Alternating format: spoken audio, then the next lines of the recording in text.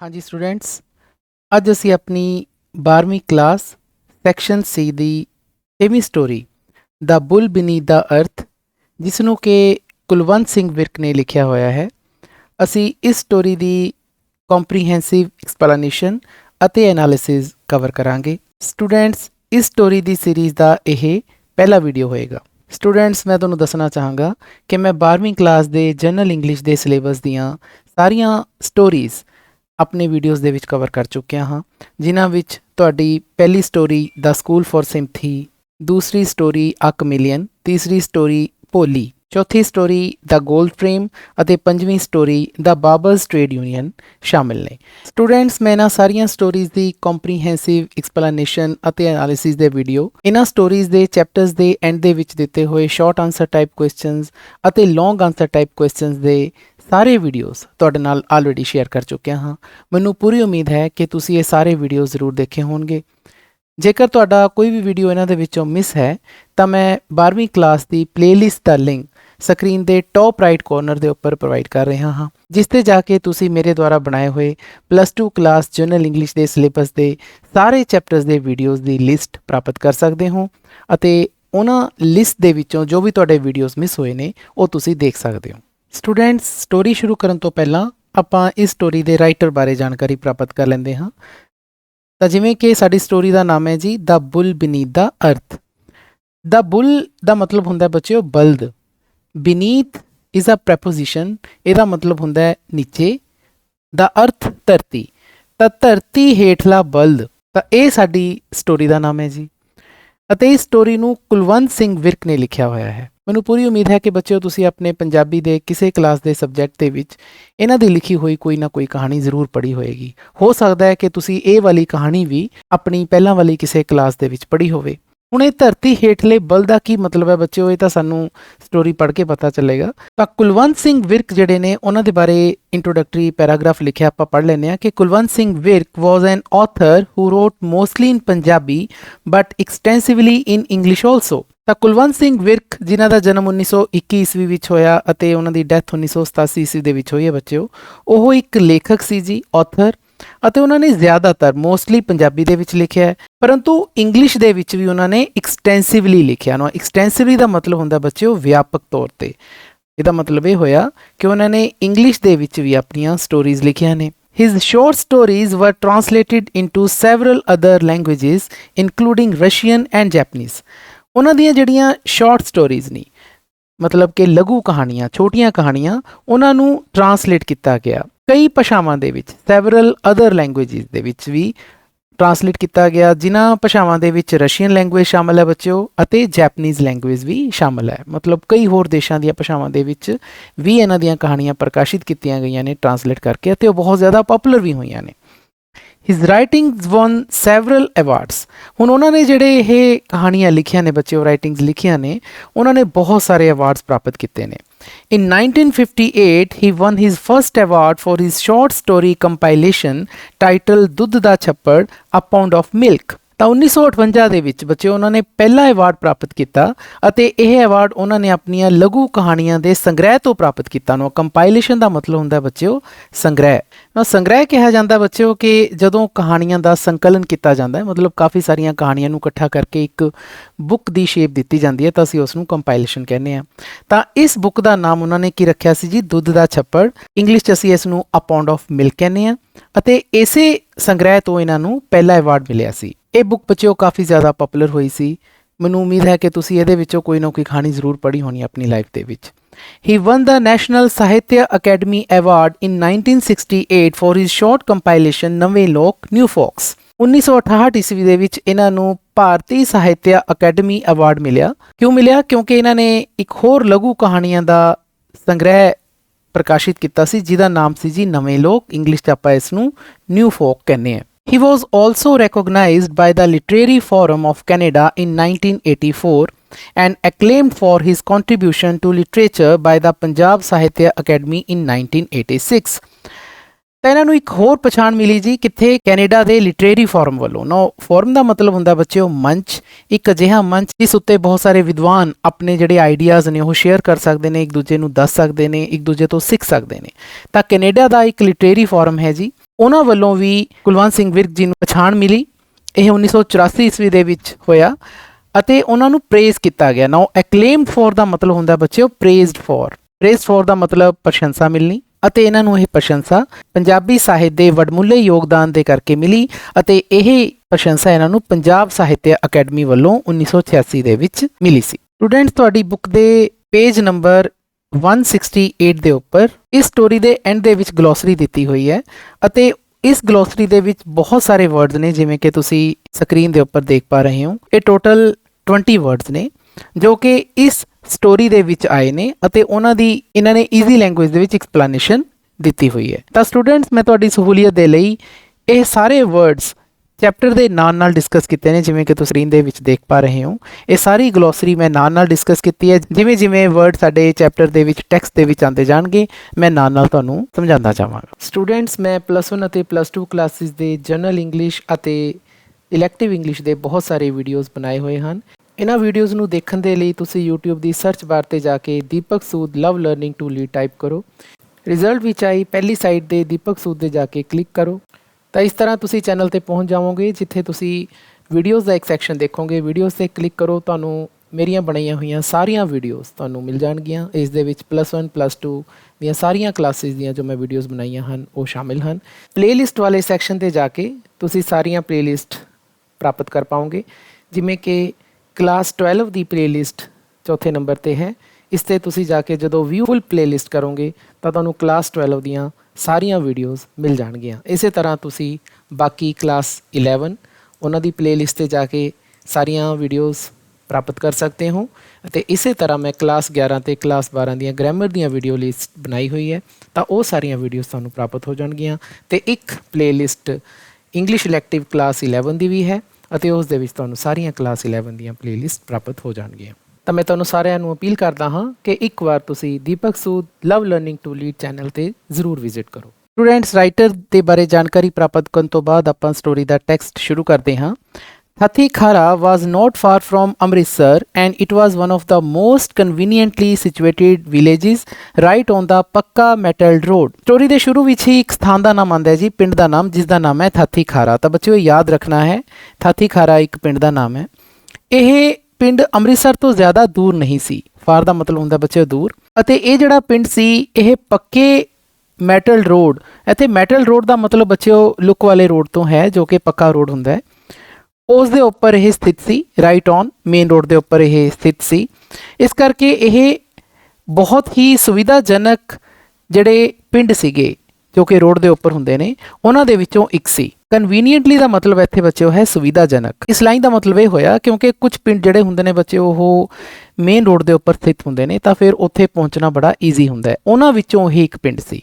But the happy impulse which had inspired Man Singh's journey would have made any distance seem joyfully short। ਪਰੰਤੂ ਇੱਕ happy impulse, ਨਾ ਇੱਥੇ ਬੱਚਿਓ impulse ਸ਼ਬਦ ਆਇਆ ਹੈ, ਇਸ ਦੇ ਉੱਪਰ ਇੱਕ ਪਿਆ ਹੈ। ਇਹ ਸਾਡਾ ਗਲੋਸਰੀ ਦੇ ਵਿੱਚ ਵਰਡ ਸ਼ਾਮਿਲ ਹੈ, ਤਾਂ ਅਸੀਂ ਗਲੋਸਰੀ ਦੇ ਵਿੱਚ ਦੇਖ ਲੈਂਦੇ ਹਾਂ। ਇੰਪਲਸ ਦਾ ਮਤਲਬ ਹੁੰਦਾ ਹੈ ਜੀ a sudden strong wish to do something. ਇੱਕਦਮ ਜਦੋਂ ਕੋਈ ਸਾਡੇ ਮਨ ਦੇ ਅੰਦਰ ਬੱਚਿਓ ਕੋਈ ਵਿਸ਼ ਆਉਂਦੀ ਹੈ, ਕੋਈ ਇੱਛਾ ਜਾਗਦੀ ਹੈ ਕਿ ਮੈਂ ਕੁਝ ਕਰਨਾ ਹੈ, ਤਾਂ ਅਸੀਂ ਉਸ ਨੂੰ ਇੰਪਲਸ ਕਹਿੰਦੇ ਹਾਂ। ਅਤੇ ਇੱਥੇ ਕਿਹਾ ਗਿਆ ਹੈਪੀ ਇੰਪਲਸ, ਮਤਲਬ ਬਹੁਤ ਹੀ ਖੁਸ਼ ਹੋ ਕੇ ਜਦ ਆਪਾਂ ਕੁਝ ਕਰਨ ਦੀ ਇੱਛਾ ਰੱਖਦੇ ਹਾਂ ਤਾਂ ਅਸੀਂ ਉਸ ਨੂੰ ਹੈਪੀ ਇੰਪਲਸ ਕਹਿੰਦੇ ਹਾਂ। ਤਾਂ ਹੁਣ ਇਹ ਹੈਪੀ ਇੰਪਲਸ ਜਿਹੜੀ ਆਈ ਸੀ, ਇਸ ਨੇ ਮਾਨ ਸਿੰਘ ਦੀ ਜਰਨੀ ਨੂੰ, ਜਰਨੀ ਦਾ ਮਤਲਬ ਇੱਥੇ ਬੱਚੇ ਹੋ ਗਿਆ ਯਾਤਰਾ, ਮਾਨ ਸਿੰਘ ਦੀ ਯਾਤਰਾ ਨੂੰ ਇੰਸਪਾਇਰ ਕੀਤਾ। ਇੰਸਪਾਇਰ ਦਾ ਮਤਲਬ ਪ੍ਰੇਰਨਾ ਦੇਣਾ। ਤਾਂ ਬੱਚੇ ਇੱਥੇ ਮਾਨ ਸਿੰਘ ਸਾਡੇ ਪਹਿਲੇ ਕਰੈਕਟਰ ਦਾ ਜ਼ਿਕਰ ਆਉਂਦਾ ਹੈ ਪਹਿਲੇ ਪੈਰੇ ਦੇ ਵਿੱਚ ਹੀ। ਤਾਂ ਜਦੋਂ ਮਾਨ ਸਿੰਘ ਦੇ ਮਨ ਦੇ ਅੰਦਰ ਇੱਕ ਦਿਲੀ ਖੁਆਇਸ਼ ਜਾਗੀ, ਇੱਕ ਇੱਛਾ ਜਾਗੀ ਕਿ ਮੈਂ ਜਰਨੀ ਤੇ ਜਾਣਾ ਹੈ, ਤਾਂ ਫਿਰ ਕੋਈ ਵੀ ਡਿਸਟੈਂਸ ਜਿਹੜੀ ਸੀ, ਕਿਸੇ ਵੀ ਤਰ੍ਹਾਂ ਦੀ ਜਿਹੜੀ ਦੂਰੀ ਸੀ, ਖੁਸ਼ੀ ਉਸ ਨੂੰ ਸ਼ਾਰਟ ਲੱਗ ਰਹੀ ਸੀ, ਮਤਲਬ ਕਿ ਥੋੜੀ ਲੱਗ ਰਹੀ ਸੀ। ਹੁਣ ਇਸ ਲਾਈਨ ਦਾ ਮਤਲਬ ਇਹ ਹੋਇਆ ਕਿ ਮਾਨ ਸਿੰਘ ਥਾਥੀ ਖਾਰਾ ਪਿੰਡ ਵੱਲ ਜਾ ਰਹੇ ਹੈ। ਜੇ ਥਾਥੀ ਖਾਰਾ ਦੂਰ ਵੀ ਹੁੰਦਾ ਤਾਂ ਵੀ ਮਾਨ ਸਿੰਘ ਨੂੰ ਉਹ ਦੂਰੀ ਔਖੀ ਨਹੀਂ ਸੀ ਲੱਗਣੀ, ਕਿਉਂਕਿ ਉਸਦੇ ਮਨ ਦੇ ਅੰਦਰ ਇੱਕ ਅਜਿਹੀ ਇੱਛਾ ਸੀ, ਇੱਕ ਹੈਪੀ ਇੰਪਲਸ ਸੀਗੀ, ਜਿਸ ਦੇ ਕਰਕੇ ਉਸ ਨੂੰ ਦੂਰੀ ਬੜੀ ਛੋਟੀ ਲੱਗ ਰਹੀ ਸੀ। Although the shades of the evening were fast spreading and the tired Tonga pony's steps fell even more laboriously on the road, Man Singh was not at all worried। ਹਾਲਾਂਕਿ ਜਿਹੜੀਆਂ ਪਰਛਾਵੇਂ ਸੀ, ਨਾ ਸ਼ੇਡ ਦਾ ਮਤਲਬ ਇੱਥੇ ਬੱਚਿਓ ਪਰਛਾਵੇਂ ਨੂੰ ਕਿਹਾ ਗਿਆ ਕਿਉਂਕਿ ਸ਼ਾਮ ਦਾ ਸਮਾਂ ਹੋ ਰਿਹਾ ਸੀ। ਸ਼ਾਮ ਦੇ ਸਮੇਂ ਵਾਲੇ ਜਿਹੜੇ ਸ਼ੇਡ ਸੀਗੇ, ਪਰਛਾਵੇਂ ਸੀ, ਉਹ ਵੱਡੇ ਹੋ ਰਹੇ ਸੀ। ਫਾਸਟ ਸਪਰੈਡਿੰਗ, ਵੱਡੇ ਹੋ ਰਹੇ ਸੀ, ਅਤੇ ਜਿਸ ਟੋਂਗੇ ਦੇ ਉੱਪਰ ਉਹ ਬੈਠ ਕੇ ਜਾ ਰਿਹਾ ਸੀ ਪਿੰਡ ਵੱਲ, ਉਸ ਟੋਂਗੇ ਦੇ ਨਾਲ ਜਿਹੜਾ ਪੋਨੀ ਬੰਨਿਆ ਹੋਇਆ ਸੀ, ਉਹ ਥੱਕਿਆ ਮਹਿਸੂਸ ਹੋ ਰਿਹਾ ਸੀ ਅਤੇ ਉਹ ਪੂਰੀ ਹਿੰਮਤ ਦੇ ਨਾਲ, ਲੈਬੋਰੀਅਸਲੀ ਦਾ ਮਤਲਬ ਹੁੰਦਾ ਬੱਚਿਓ ਮਿਹਨਤ ਕਰਕੇ, ਤਾਂ ਪੂਰੀ ਹਿੰਮਤ ਦੇ ਨਾਲ ਉਹ ਰੋਡ ਦੇ ਉੱਪਰ ਚੱਲ ਰਿਹਾ ਸੀ। ਪਰੰਤੂ ਮਾਨ ਸਿੰਘ ਬਿਲਕੁਲ ਵੀ ਵਰੀਡ ਨਹੀਂ ਸੀ। ਐਟ ਆਲ ਦਾ ਮਤਲਬ ਹੁੰਦਾ ਬੱਚਿਓ ਬਿਲਕੁਲ ਵੀ, ਉਸ ਨੂੰ ਬਿਲਕੁਲ ਵੀ ਕਿਸੇ ਤਰ੍ਹਾਂ ਦੀ ਕੋਈ ਚਿੰਤਾ, ਵਰੀਡ ਦਾ ਮਤਲਬ ਚਿੰਤਾ ਨਹੀਂ ਸੀ। ਤਾਂ ਸਟੂਡੈਂਟ, ਸਟੋਰੀ ਦੇ ਪਹਿਲੇ ਪੈਰੇ ਦੇ ਵਿੱਚ ਸਾਨੂੰ ਦੋ ਚੀਜ਼ਾਂ ਦਾ ਪਤਾ ਚੱਲਦਾ ਹੈ। ਇੱਕ ਤਾਂ ਸਾਡੇ ਇੱਕ ਮੁੱਖ ਪਾਤਰ ਮਾਨ ਸਿੰਘ ਦਾ ਜ਼ਿਕਰ ਆਉਂਦਾ ਹੈ ਅਤੇ ਸਾਨੂੰ ਇਹ ਪਤਾ ਚੱਲਦਾ ਹੈ ਕਿ ਮਾਨ ਸਿੰਘ ਇੱਕ ਪਿੰਡ ਵੱਲ ਜਾ ਰਿਹਾ ਹੈ ਜਿਸ ਦਾ ਨਾਮ ਹੈ ਥਾਤੀ ਖਾਰਾ। ਹੁਣ ਮਾਨ ਸਿੰਘ ਥਾਤੀ ਖਾਰਾ ਵੱਲ ਕਿਉਂ ਜਾ ਰਿਹਾ ਹੈ, ਮਾਨ ਸਿੰਘ ਕੌਣ ਹੈ, ਇਹ ਸਾਰੇ ਪ੍ਰਸ਼ਨਾਂ ਦੇ ਉੱਤਰ ਸਾਨੂੰ ਸਟੋਰੀ ਦੇ ਅਗਲੇ ਹਿੱਸੇ ਵਿੱਚ ਮਿਲਦੇ ਨੇ। Man Singh, a young army man on leave from his regiment, was going to his friend Karam Singh's village. ਤਾਂ ਮਾਨ ਸਿੰਘ ਇੱਕ ਨੌਜਵਾਨ ਫੌਜੀ ਹੈ ਜੀ, ਆਰਮੀ ਮੈਨ ਹੈ ਅਤੇ ਉਹ ਔਨ ਲੀਵ ਹੈ। ਔਨ ਲੀਵ ਮਤਲਬ ਉਹ ਛੁੱਟੀ ਤੇ ਜਾ ਰਿਹਾ ਹੈ। ਫਰੋਮ ਹਿਜ਼ ਰੈਜੀਮੈਂਟ, ਰੈਜੀਮੈਂਟ ਦਾ ਮਤਲਬ ਇੱਥੇ ਫੌਜ ਦੀ ਟੁਕੜੀ ਨੂੰ ਕਿਹਾ ਗਿਆ ਹੈ ਕਿ ਜਿਸ ਫੌਜ ਦੀ ਟੁਕੜੀ ਦੇ ਵਿੱਚ ਉਹ ਸਰਵਿਸ ਕਰਦਾ ਹੈ ਉਸ ਤੋਂ ਛੁੱਟੀ ਲੈ ਕੇ ਉਹ ਜਾ ਰਿਹਾ ਹੈ। ਕਿੱਥੇ ਜਾ ਰਿਹਾ ਹੈ? ਉਹ ਆਪਣੇ ਦੋਸਤ ਕਰਮ ਸਿੰਘ ਦੇ ਪਿੰਡ ਜਾ ਰਿਹਾ ਹੈ। ਤਾਂ ਹੁਣ ਸਾਡੇ ਕੋਲੇ ਸਾਡੇ ਇਸ ਸਟੋਰੀ ਦੇ ਦੂਜੇ ਕਰੈਕਟਰ ਦੀ ਵੀ ਐਂਟਰੀ ਹੋ ਗਈ। ਉਹ ਕੌਣ ਹੈ ਜੀ? ਕਰਮ ਸਿੰਘ। ਤਾਂ ਹੁਣ ਕਰਮ ਸਿੰਘ ਦਾ ਪਿੰਡ, ਇਹਦਾ ਮਤਲਬ ਥਾਤੀ ਖਾਰਾ ਹੋਇਆ ਕਿ ਉਹ ਥਾਤੀ ਖਾਰਾ ਪਿੰਡ ਜਾ ਰਿਹਾ ਹੈ ਜੋ ਕਿ ਉਸਦੇ ਦੋਸਤ ਕਰਮ ਸਿੰਘ ਦਾ ਪਿੰਡ ਹੈ। Now, where do men form deeper, firmer friendship than in the army? Question mark. Now, ਇਸ ਲਾਈਨ ਦੇ ਵਿੱਚ ਰਾਈਟਰ ਸਾਡੇ ਤੋਂ ਕੁਐਸਚਨ ਪੁੱਛਦਾ ਹੈ ਕਿ ਇਨਸਾਨ ਇੱਕ ਡੂੰਗੀ ਅਤੇ ਪੱਕੀ ਦੋਸਤੀ ਆਰਮੀ ਤੋਂ ਬਿਨਾਂ ਕਿੱਥੇ ਬਣਾਉਂਦੇ ਨੇ, ਕਿ ਇੱਕ ਡੂੰਗੀ ਤੇ ਪੱਕੀ ਦੋਸਤੀ ਸਾਨੂੰ ਫੌਜ ਦੇ ਵਿੱਚ ਇਨਸਾਨਾਂ ਦੇ ਵਿੱਚ ਦੇਖਣ ਨੂੰ ਮਿਲਦੀ ਹੈ, ਇਸ ਤੋਂ ਬਿਨਾਂ ਇਹ ਜੀ ਪੱਕੀ ਤੇ ਡੂੰਗੀ ਦੋਸਤੀ ਸਾਨੂੰ ਦੇਖਣ ਨੂੰ ਘੱਟ ਮਿਲਦੀ ਹੈ। ਇਸ ਦੀ ਲਾਈਨ ਦਾ ਮਤਲਬ ਇਹ ਹੈ, Maan Singh and Karam Singh had been in the same regimental center and were now serving together in a battalion on the Burma front. ਹੁਣ ਮਾਨ ਸਿੰਘ ਤੇ ਕਰਮ ਸਿੰਘ ਉਹ ਇੱਕੋ ਹੀ ਰੈਜੀਮੈਂਟਲ ਸੈਂਟਰ ਦੇ ਵਿੱਚ ਨੇ, ਮਤਲਬ ਇੱਕੋ ਹੀ ਫੌਜ ਦੀ ਟੁਕੜੀ ਦੇ ਵਿੱਚ ਉਹ ਸਰਵਿਸ ਕਰ ਰਹੇ ਨੇ ਅਤੇ ਉਹ ਕਿੱਥੇ ਸਰਵਿਸ ਕਰ ਰਹੇ ਨੇ? ਇਨ ਅ ਬਟਾਲੀਅਨ, ਇੱਕ ਫੌਜ ਦੀ ਟੁਕੜੀ ਦੇ ਵਿੱਚ ਜਿਸ ਦੀ ਡਿਊਟੀ ਕਿ ਬਰਮਾ ਫਰੰਟ ਤੇ ਹੈ। ਨਾ ਬਰਮਾ ਸਾਡੇ ਗਵਾਂਢੀ ਦੇਸ਼ ਦਾ ਨਾਮ ਹੈ, ਅੱਜ ਕੱਲ੍ਹ ਇਸ ਦਾ ਨਾਮ ਮਿਆਂਮਾਰ ਹੋ ਗਿਆ, ਪੁਰਾਣਾ ਨਾਮ ਇਸ ਦਾ ਬਰਮਾ ਸੀ। ਤੇ ਬਰਮਾ ਤੇ ਇੰਡੀਆ ਦਾ ਜਿਹੜਾ ਫਰੰਟ ਹੈ ਬੱਚਿਓ, ਉਸ ਦੇ ਉੱਪਰ ਇਹਨਾਂ ਦੋਨਾਂ ਫੌਜੀਆਂ ਦੀ ਡਿਊਟੀ ਲੱਗੀ ਹੋਈ ਹੈ। ਉੱਥੇ ਇਕੱਠੇ ਸਰਵਿਸ ਕਰਦੇ ਸੀ, ਤਾਂ ਇਕੱਠੇ ਸਰਵਿਸ ਕਰਨ ਦੇ ਨਾਲ ਇਹਨਾਂ ਦੀ ਦੋਸਤੀ ਪੈ ਗਈ ਅਤੇ ਇਹ ਦੋਸਤੀ ਬਹੁਤ ਹੀ ਡੀਪਰ, ਡੂੰਗੀ ਅਤੇ ਫਰਮਰ, ਬਹੁਤ ਹੀ ਪੱਕੀ ਹੈ। Karam Singh had joined up earlier, Karam Singh ਨੇ ਫੌਜ ਨੂੰ ਥੋੜਾ ਜਲਦੀ ਜੁਆਇਨ ਕੀਤਾ ਹੈ। ਅਰਲੀਅਰ ਦਾ ਮਤਲਬ ਜਲਦੀ, ਐਂਡ ਵਾਜ਼ ਨਾਓ ਅ ਹਵਲਦਾਰ, ਅਤੇ ਹੁਣ ਉਹ ਹਵਾਲਦਾਰ ਦੀ ਪਦਵੀ ਤੇ ਫੌਜ ਦੇ ਵਿੱਚ ਕੰਮ ਕਰ ਰਿਹਾ ਹੈ। And Man Singh had just got to naik's rank, ਅਤੇ ਮਾਨ ਸਿੰਘ ਹਜੇ ਨਾਇਕ ਦੇ ਪਦ ਤੇ ਹੀ ਪਹੁੰਚਿਆ। ਤਾਂ ਬੱਚਿਓ, ਇਸ ਪੈਰੇ ਦੇ ਵਿੱਚ ਸਾਨੂੰ ਕੁਝ ਗੱਲਾਂ ਪਤਾ ਚੱਲਦੀਆਂ ਨੇ ਜੋ ਸਾਡੇ ਲਈ ਬੜੀਆਂ ਇੰਪੋਰਟੈਂਟ ਨੇ, ਜੋ ਸਾਨੂੰ ਯਾਦ ਰੱਖਣੀਆਂ ਨੇ। ਸਭ ਤੋਂ ਪਹਿਲਾਂ ਤਾਂ ਸਾਨੂੰ ਇਹ ਪਤਾ ਚੱਲਦਾ ਹੈ ਕਿ ਮਾਨ ਸਿੰਘ ਤੇ ਕਰਮ ਸਿੰਘ ਦੋ ਫਰੈਂਡ ਹੈ। ਇਹ ਦੋਵੇਂ ਫਰੈਂਡਸ ਦੀ ਡਿਊਟੀ ਫੌਜ ਦੇ ਵਿੱਚ ਬਰਮਾ ਫਰੰਟ ਤੇ ਲੱਗੀ ਹੋਈ ਹੈ। ਮਾਨ ਸਿੰਘ ਨਾਇਕ ਦੇ ਰੈਂਕ ਤੇ ਕੰਮ ਕਰ ਰਿਹਾ ਹੈ ਅਤੇ ਕਰਮ ਸਿੰਘ ਹਵਾਲਦਾਰ ਹੈ। ਤੇ ਸਾਨੂੰ ਇਹ ਵੀ ਪਤਾ ਲੱਗਿਆ ਬੱਚਿਓ ਕਿ ਕਰਮ ਸਿੰਘ ਦਾ ਪਿੰਡ ਹੈ ਥਾਤੀ ਖਾਰਾ। ਤਾਂ ਬੱਚਿਓ, ਇਹ ਸਾਰੀਆਂ ਗੱਲਾਂ ਤੁਹਾਨੂੰ ਯਾਦ ਰੱਖਣੀਆਂ ਚਾਹੀਦੀਆਂ ਕਿਉਂਕਿ ਮਲਟੀਪਲ ਚੁਆਇਸ ਕੁਐਸਚਨ ਦੇ ਵਿੱਚ ਇਹ ਕੁਐਸਚਨ ਪੁੱਛੇ ਜਾਂਦੇ ਨੇ। ਮੈਨੀ ਇਨ ਕਰਮ ਸਿੰਘ's village always kept inquiring from his father about his next leave. Karam Singh ਦੇ ਪਿੰਡ ਵਿੱਚੋਂ ਕਈ ਜਣੇ always kept inquiring, ਕੀਪ ਇਨਕੁਆਇਰਿੰਗ ਦਾ ਮਤਲਬ ਹੁੰਦਾ ਬੱਚਿਓ ਪੁੱਛ ਪੜਤਾਲ ਕਰਦੇ ਰਹਿਣਾ, ਕੋਈ ਸਵਾਲ ਜਵਾਬ ਕਰਦੇ ਰਹਿਣਾ। ਕਿਸ ਤੋਂ? From his father, Karam Singh ਦੇ ਪਿਤਾ ਤੋਂ, ਕਿ ਉਹ ਅਗਲੀ ਛੁੱਟੀ ਤੇ ਕਦ ਆਏਗਾ। ਇਸ ਲਾਈਨ ਦਾ ਮਤਲਬ ਇਹ ਹੋਇਆ ਕਿ ਕਰਮ ਸਿੰਘ ਦੇ ਪਿੰਡ ਦੇ ਜਿਹੜੇ ਬਾਕੀ ਜਣੇ ਸੀ ਉਹ ਹਮੇਸ਼ਾ ਕਰਮ ਸਿੰਘ ਦੇ ਪਿਤਾ ਤੋਂ ਉਸ ਦੀ ਛੁੱਟੀ ਬਾਰੇ ਪੁੱਛਦੇ ਰਹਿੰਦੇ ਸੀ। ਤਾਂ ਹੁਣ ਇਸ ਲਾਈਨ ਤੋਂ ਸਾਨੂੰ ਇਹ ਵੀ ਪਤਾ ਹੈ ਕਿ ਕਰਮ ਸਿੰਘ ਦੇ ਪਿਤਾ ਜੀ ਵੀ ਉਸ ਦੇ ਨਾਲ ਰਹਿੰਦੇ ਨੇ। ਹੀ ਵਾਜ਼ ਅ ਹਾਰਟੀ ਫਰੈਂਡਲੀ ਕਰੈਕਟਰ। ਹੁਣ ਇੱਥੇ ਹੀ ਕਰਮ ਸਿੰਘ ਨੂੰ ਕਿਹਾ ਗਿਆ ਕਿ ਕਰਮ ਸਿੰਘ ਇੱਕ ਹਾਰਟੀ ਅਤੇ ਫਰੈਂਡਲੀ ਕਰੈਕਟਰ ਸੀ। ਹਾਰਟੀ ਦਾ ਮਤਲਬ ਤੁਹਾਡੀ ਗਲੋਸਰੀ ਦੇ ਵਿੱਚ ਲਿਖਿਆ ਬੱਚਿਓ, ਸ਼ੋਇੰਗ ਫਰੈਂਡਲੀ ਫੀਲਿੰਗ। ਇੱਕ ਅਜਿਹਾ ਇਨਸਾਨ ਜੋ ਕਿ ਦਿਲੋਂ ਆਪਣੇ ਫਰੈਂਡ ਦਾ ਬਹੁਤ ਹੀ ਆਦਰ ਸਤਿਕਾਰ ਕਰਦਾ ਹੋਵੇ, ਅਸੀਂ ਉਸ ਨੂੰ ਹਾਰਟੀ ਕਹਿੰਦੇ ਹਾਂ। ਫਰੈਂਡਲੀ ਕਰੈਕਟਰ ਸੀਗਾ ਜੀ, ਫਰੈਂਡਲੀ ਕਰੈਕਟਰ ਕਿ ਬਹੁਤ ਹੀ ਵਧੀਆ ਦੋਸਤ ਸੀਗਾ ਉਹ। ਤਾਂ ਬੱਚਿਓ, ਇਹ ਪੂਰਾ ਪੈਰਾ ਨਾ ਕਰਮ ਸਿੰਘ ਦੇ ਕਰੈਕਟਰ ਦੇ ਬਾਰੇ ਹੈ। ਚੈਪਟਰ ਦੇ ਲੌਂਗ ਆਨਸਰ ਟਾਈਪ ਕੁਐਸਚਨ ਦੇ ਵਿੱਚ ਇਹਦਾ ਇੱਕ ਬਹੁਤ ਹੀ ਇੰਪੋਰਟੈਂਟ ਕੁਐਸਚਨ ਹੈ ਕਰਮ ਸਿੰਘ ਦਾ ਕਰੈਕਟਰ ਸਕੈਚ। ਤਾਂ ਆਪਾਂ ਇਹ ਵਾਲੇ ਪੈਰੇ ਦੇ ਵਿੱਚੋਂ ਕਈ ਲਾਈਨਾਂ ਉਸ ਕਰੈਕਟਰ ਸਕੈਚ ਦੇ ਵਿੱਚ ਇਨਕਲੂਡ ਕਰਾਂਗੇ। He had a most agreeable manner of speech and people loved to sit by his side and listen to his tales of war and adventure. ਬੱਚਿਓ, ਇੱਥੇ ਇੱਕ ਫਰੇਜ਼ ਯੂਜ਼ ਹੋਇਆ ਹੈ, agreeable manner of speech. agreeable manner of speech ਦਾ ਮਤਲਬ ਹੁੰਦਾ ਹੈ ਕਿ ਇੱਕ ਅਜਿਹਾ ਇਨਸਾਨ ਜਿਸ ਦੇ ਨਾਲ ਤੁਹਾਨੂੰ ਗੱਲ ਕਰਕੇ ਖੁਸ਼ੀ ਮਿਲਦੀ ਹੈ, ਤੁਸੀਂ ਉਸ ਦੀਆਂ ਗੱਲਾਂ ਨਾਲ ਅਗਰੀ ਕਰਦੇ ਹੋ, ਮੰਨਦੇ ਹੋ ਕਿ ਹਾਂ ਉਹ ਜੋ ਕਹਿ ਰਿਹਾ ਅੱਛਾ ਕਹਿ ਰਿਹਾ, ਅਤੇ ਤੁਸੀਂ ਉਸ ਦੀਆਂ ਗੱਲਾਂ ਨੂੰ ਸੁਣ ਕੇ ਬੜੇ ਖੁਸ਼ ਹੁੰਦੇ ਹੋ। ਤਾਂ ਇਸ ਤਰ੍ਹਾਂ ਦਾ ਇਨਸਾਨ ਸੀਗਾ ਜੀ ਕਰਮ ਸਿੰਘ, ਅਤੇ ਲੋਕ ਉਸ ਦੇ ਨਾਲ ਬੈਠਣਾ ਪਸੰਦ ਕਰਦੇ ਸੀ। ਲਵ ਟੂ ਸਿਟ ਬਾਏ ਦਾ ਮਤਲਬ ਹੁੰਦਾ ਹੈ ਨਾਲ ਬੈਠਣਾ, ਉਸ ਦੀ ਸਾਈਡ ਮਤਲਬ ਕਿ ਉਸ ਦੇ ਨਾਲ ਬੈਠਣਾ ਪਸੰਦ ਕਰਦੇ ਸੀ, ਅਤੇ ਉਸ ਤੋਂ ਉਹ ਉਸ ਦੀਆਂ ਕਹਾਣੀਆਂ ਸੁਣਦੇ ਸੀ। ਟੇਲਸ ਦਾ ਮਤਲਬ ਹੁੰਦਾ ਬੱਚਿਓ ਕਹਾਣੀਆਂ। ਕਾਹਦੀਆਂ ਕਹਾਣੀਆਂ ਸੁਣਦੇ ਸੀ? ਵੌਰ ਦੀਆਂ, ਲੜਾਈ ਦੀਆਂ, ਜਿਹੜੇ ਯੁੱਧਾਂ 'ਚੋਂ ਭਾਗ ਲੈਂਦਾ ਸੀ ਕਿਉਂਕਿ ਫੌਜ 'ਚ ਸੀਗਾ ਨਾ, ਤਾਂ ਉਹ ਵੌਰ ਦੀਆਂ ਲੜਾਈਆਂ ਸੁਣਦੇ ਸੀ। ਅਤੇ ਐਡਵੈਂਚਰ ਦਾ ਮਤਲਬ ਇੱਥੇ ਬੱਚਿਓ ਸਾਹਸ ਨੂੰ ਕਿਹਾ ਜਾਂਦਾ ਹੈ, ਕਿ ਉਸ ਦੀ ਜਿਹੜੇ ਸਾਹਸ ਭਰੇ ਕਾਰਨਾਮੇ ਕਰਮ ਸਿੰਘ ਤੋਂ ਸੁਣ ਕੇ ਲੋਕ ਬੜੇ ਖੁਸ਼ ਹੁੰਦੇ ਸੀ। He was not the only serving youth from that village, there were others too. ਉਹ ਇਕੱਲਾ ਹੀ ਨਹੀਂ ਸੀ। He was not the only serving youth, ਇੱਥੇ ਸਰਵਿੰਗ ਯੂਥ ਦਾ ਮਤਲਬ ਹੈ ਫੌਜ ਦੇ ਵਿੱਚ ਸਰਵ ਕਰਨ ਵਾਲਾ ਨੌਜਵਾਨ, ਕਿ ਫੌਜ ਦੇ ਵਿੱਚ ਜਿਹੜਾ ਸੇਵਾ ਕਰ ਰਿਹਾ ਸੀ ਨੌਜਵਾਨ, ਉਹ ਇਕੱਲਾ ਨਹੀਂ ਸੀ ਉਸ ਵਿਲੇਜ ਤੋਂ। ਦੇਅਰ ਵਰ ਅਦਰਸ ਟੂ, ਕੁਝ ਹੋਰ ਵੀ ਸੀ, ਅਦਰਸ ਵੀ ਸੀਗੇ, ਮਤਲਬ ਕਿ ਉਸ ਪਿੰਡ ਵਿੱਚੋਂ ਉਹ ਇਕੱਲਾ ਨਹੀਂ ਸੀ ਜੋ ਕਿ ਫੌਜ 'ਚੋਂ ਗਿਆ ਸੀ, ਹੋਰ ਬਹੁਤ ਸਾਰੇ ਜਣੇ ਵੀ ਪਿੰਡ ਦੇ ਵਿੱਚੋਂ ਗਏ ਸੀ। But when they came home they were at a loss for topics to make conversation with the village folk.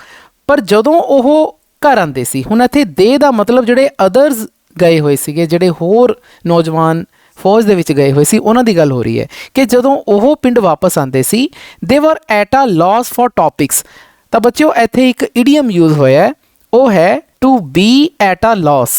To be at a loss ਇੱਕ ਮੁਹਾਵਰਾ ਹੈ ਬੱਚਿਓ। ਇਹਦਾ ਮਤਲਬ ਇਹ ਹੁੰਦਾ ਹੈ ਕਿ ਜਦੋਂ ਤੁਹਾਡੇ ਕੋਲੇ ਕੁਝ ਕਹਿਣ ਲਈ ਸ਼ਬਦ ਨਾ ਹੋਣ ਨਾ, ਤਾਂ ਫਿਰ ਤੁਸੀਂ ਇਹ ਇਡੀਅਮ ਯੂਜ਼ ਕਰਦੇ ਹੋ, ਮੁਹਾਵਰਾ ਯੂਜ਼ ਕਰਦੇ ਹੋ। ਤਾਂ ਉਹਨਾਂ ਕੋਲੇ ਕੁਝ ਕਹਿਣ ਲਈ ਸ਼ਬਦ ਨਹੀਂ ਸੀ ਹੁੰਦੇ, ਕੋਈ ਟੌਪਿਕ ਸੁਣਾਉਣ ਦੇ ਲਈ ਸ਼ਬਦ ਨਹੀਂ ਸੀ ਹੁੰਦੇ, ਤਾਂ ਕਿ ਉਹ ਵਿਲੇਜ ਫੋਕ ਮਤਲਬ ਕਿ ਪਿੰਡ ਦੇ ਲੋਕਾਂ ਦੇ ਨਾਲ ਉਹ ਕਨਵਰਸੇਸ਼ਨ ਕਰ ਸਕਣ। ਕਨਵਰਸੇਸ਼ਨ ਦਾ ਮਤਲਬ ਗੱਲਬਾਤ। ਜਿਹੜੇ ਬਾਕੀ ਨੌਜਵਾਨ ਪਿੰਡ ਤੋਂ ਗਏ ਹੋਏ ਸੀ ਫੌਜ 'ਚ, ਉਹ ਇੰਨੀ ਗੱਲਬਾਤ ਨਹੀਂ ਸੀ ਕਰਦੇ, ਕਿਉਂਕਿ ਉਹਨਾਂ ਕੋਲੇ ਕਹਿਣ ਨੂੰ ਗੱਲਾਂ ਹੀ ਨਹੀਂ ਸੀ ਹੁੰਦੀਆਂ। With many people they did not go beyond the usual formal greeting। ਬਹੁਤ ਸਾਰੇ ਲੋਕਾਂ ਦੇ ਨਾਲ ਉਹ ਜਿਹੜੇ ਨੌਜਵਾਨ, ਬਾਕੀ ਨੌਜਵਾਨਾਂ ਦੀ ਗੱਲ ਹੋ ਰਹੀ ਹੈ, ਉਹ ਸਿਰਫ ਫਾਰਮਲ ਗ੍ਰੀਟਿੰਗ ਹੀ ਕਰਦੇ ਸੀ, ਉਸ ਤੋਂ ਅੱਗੇ ਜਾ ਨਹੀਂ ਸੀ ਪਾਉਂਦੇ ਨਾ। ਫਾਰਮਲ ਗ੍ਰੀਟਿੰਗ ਦਾ ਮਤਲਬ ਕੀ ਹੁੰਦਾ ਬੱਚਿਓ? ਜਿਵੇਂ ਨਮਸਤੇ ਕਹਿ ਦੇਣਾ, ਸਤਿ ਸ੍ਰੀ ਅਕਾਲ ਕਹਿ ਦੇਣਾ, ਹਾਲ ਚਾਲ ਪੁੱਛ ਲੈਣਾ, ਇਹਨੂੰ ਫਾਰਮਲ ਗ੍ਰੀਟਿੰਗ ਕਹਿੰਦੇ ਨੇ। ਕਿ ਉਹ ਜਿਹੜੇ ਨੌਜਵਾਨ ਸੀਗੇ ਉਹ ਪਿੰਡ ਦੇ ਲੋਕਾਂ ਨਾਲ ਸਿਰਫ ਫਾਰਮਲ ਗ੍ਰੀਟਿੰਗ ਕਰਦੇ ਸੀ, ਹਾਲ ਚਾਲ ਪੁੱਛਦੇ ਸੀ, ਉਸ ਤੋਂ ਅੱਗੇ ਬਿਆਨ ਦਾ ਮਤਲਬ ਪਰਾਂ, ਉਸ ਤੋਂ ਬਾਅਦ ਉਹ ਹੋਰ ਅੱਗੇ ਜਾ ਹੀ ਨਹੀਂ ਸੀ ਪਾਉਂਦੇ, ਇਸ ਗੱਲ ਤੱਕ ਹੀ ਸੀਮਿਤ ਰਹਿ ਜਾਂਦੇ ਸੀ। It was different with Karam Singh. ਪਰ ਕਰਮ ਸਿੰਘ ਉਹਨਾਂ ਤੋਂ ਡਿਫਰੈਂਟ ਸੀ, ਮਤਲਬ ਕਿ ਕਰਮ ਸਿੰਘ ਇਸ ਗੱਲ ਦੇ ਵਿੱਚ ਉਹਨਾਂ ਤੋਂ ਅਲੱਗ ਸੀ। ਕਿਉਂ? When he was at home there are always many more people at the well in the morning for bathing and they always stayed longer than usual. ਕਿ ਜਦੋਂ ਉਹ ਘਰ ਆਉਂਦਾ ਸੀ, ਹੁਣ ਇੱਥੇ ਹੀ ਦਾ ਮਤਲਬ ਕਰਮ ਸਿੰਘ ਹੈ ਜੀ, ਕਿ ਜਦੋਂ ਕਰਮ ਸਿੰਘ ਘਰ ਆਉਂਦਾ ਸੀ ਤਾਂ ਹਮੇਸ਼ਾ ਬਹੁਤ ਸਾਰੇ ਲੋਕ ਪਿੰਡ ਦੇ ਖੂਹ 'ਤੇ ਇਕੱਠੇ ਹੁੰਦੇ ਸੀ ਸਵੇਰ ਵੇਲੇ ਨਹਾਉਣ ਦੇ ਲਈ, ਬਾਥਿੰਗ ਦੇ ਲਈ, ਅਤੇ ਉਹ ਆਮ ਜਿਹੜਾ ਉੱਥੇ ਠਹਿਰਦੇ ਸੀ ਉਸ ਨਾਲੋਂ ਜ਼ਿਆਦਾ ਦੇਰ ਤੱਕ ਠਹਿਰਦੇ ਸੀ। Stayed longer than usual. Usual ਦਾ ਮਤਲਬ ਕਿ ਜਦੋਂ ਕਰਮ ਸਿੰਘ ਨਹੀਂ ਸੀ ਹੁੰਦਾ ਉਸ ਟਾਈਮ ਉਹ ਆਪਣਾ ਨਹਾਉਂਦੇ ਅਤੇ ਫਟਾਫਟ ਚਲੇ ਜਾਂਦੇ, ਪਰੰਤੂ ਜਦੋਂ ਕਰਮ ਸਿੰਘ ਉੱਥੇ ਪਿੰਡ 'ਚ ਆਉਂਦਾ ਸੀ ਅਤੇ ਉਹ ਉਹਨਾਂ ਦੇ ਨਾਲ ਜਦੋਂ ਪਿੰਡ ਦੇ ਖੂਹ 'ਤੇ ਮਿਲਦਾ ਸੀ ਤਾਂ ਫਿਰ ਉਹ ਉਸ ਦੇ ਨਾਲ ਗੱਲਾਂ ਬਾਤਾਂ ਕਰਨ ਦੇ ਲਈ ਜ਼ਿਆਦਾ ਦੇਰ ਤੱਕ ਰੁਕ ਜਾਂਦੇ ਸੀ। In winter people sat by the dying fire of the gram parchers oven till midnight. ਸਰਦੀਆਂ ਵੇਲੇ ਲੋਕ ਜਿਹੜੇ ਸੀਗੇ ਉਹ ਪਿੰਡ ਦੇ ਜਿਹੜੇ ਬਸੇਰੇ ਦੀ ਅਵਨ, ਮਤਲਬ ਕਿ ਅਵਨ ਦਾ ਮਤਲਬ ਇੱਥੇ ਬੱਚੇ ਉਹ ਭੱਠੀ ਤੋਂ ਹੈ, ਤਾਂ ਪਿੰਡ ਵਿੱਚ ਤੁਹਾਨੂੰ ਪਤਾ ਬੱਚੇ ਇੱਕ ਭੱਠੀ ਵੀ ਹੁੰਦੀ ਹੈ, ਤਾਂ ਉਸ ਭੱਠੀ ਦੇ ਕੋਲੇ ਉਹ ਜਦੋਂ ਬੁਝਦੀ ਜੀ ਅੱਗ ਹੁੰਦੀ ਹੈ, ਡਾਈਂਗ ਫਾਇਰ ਦਾ ਮਤਲਬ ਜਦੋਂ ਥੋੜੀ ਜੀ ਫਾਇਰ ਹਲਕੀ ਜੀ ਹੋ ਜੇ, ਘੱਟ ਤਪਸ਼ ਵਾਲੀ ਹੋ ਜੇ, ਉਸ ਨੂੰ ਕਿਹਾ ਜਾਂਦਾ ਹੈ, ਤੇ ਰਾਤ ਤੱਕ ਉਹ ਉੱਥੇ ਰੁਕਦੇ ਸੀ, ਬੈਠਦੇ ਸੀ। Karam Singh keeping up an unbroken lively course of discussion. ਅਤੇ ਕਰਮ ਸਿੰਘ ਕੀ ਕਰਦਾ ਸੀ?